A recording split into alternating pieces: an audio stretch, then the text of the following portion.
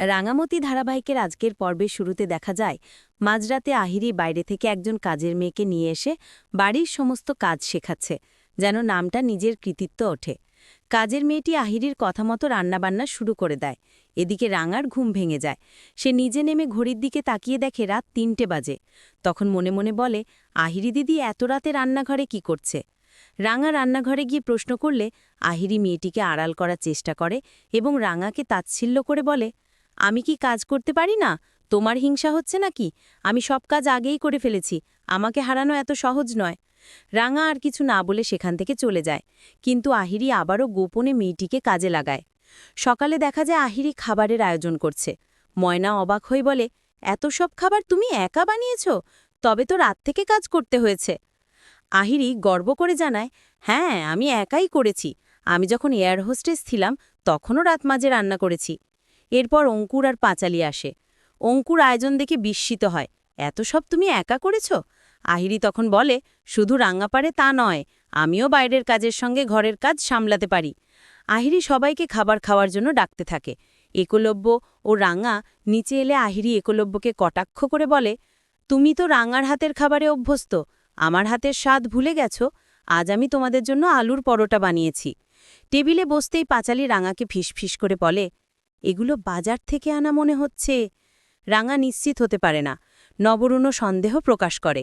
তখন আহিরি বলে, আমি নিজে বানিয়েছি, রান্নাঘরে খোসা পড়ে আছে, রাঙাই তো আমাকে দেখেছে। রাঙা মাথা নেড়ে সম্মতি দেয়। সবাই টেবিলে বসে খেতে শুরু করে। রাঙা আর আহিরি মিলে খাবার পরিবেশন করছিল। এদিকে সিঁড়িতে দাঁড়িয়ে বৃন্দা সুযোগের অপেক্ষায় ছিল। আহিরির ইশারায় রাঙাকে সে ইচ্ছে করে ধাক্কা দেয়। তারপর মাটিতে পড়ে গড়াগড়ি করতে করতে চিৎকার করে বলে, রাঙার জন্য আমার বাচ্চা নষ্ট হয়ে গেছে। বাড়ির সবাই ছুটে আসে। আহিরি বৃন্দার পক্ষ নিয়ে রাঙাকে দোষারোপ করতে থাকে। একলব্য প্রতিবাদ জানায়, আমি নিজের চোখে দেখেছি, রাঙা কিছু করেনি। আহিরি পাল্টা বলে, তুমি রাঙাকে ভালোবাসো, তাই দোষ দেখতে পাচ্ছ না। নবরুণও খেপে যায়, বলে, আমাদের পরিবারের বিষয়ে তুমি মন্তব্য করবে না। বৃন্দা তখন সভ্যকে অনুরোধ করে তাকে হাসপাতালে নিয়ে যেতে। সভ্য, পাঁচালিয়ার অঙ্কুর তাকে নিয়ে চলে যায়। এরপর আহিরি আবারও রাঙাকে অপমান করতে শুরু করলে প্রমিতা বাধা দেয়।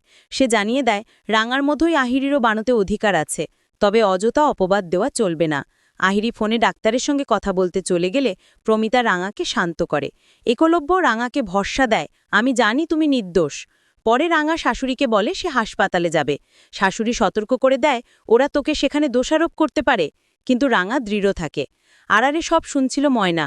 সে মনে মনে বলে, রাঙার যেতেই হবে, নইলে তার শান্তি হবে না। শেষ দিকে রাঙা শাশুড়িকে জানায়, তার সন্দেহ হচ্ছে বড় বৌদি সবটা অভিনয় করছে। যখন অন্য ডাক্তার দেখানোর কথা বলেছিলাম তখনই ধরা পড়ে যাওয়ার ভয়ে সেই নাটক করেছে। রাঙা দৃঢ়ভাবে বলে, আমি যদি হাসপাতালে না যাই তাহলে বড় বৌদি প্রমাণ লপাট করে দেবে। এইভাবেই আজকের পর্ব শেষ হয়।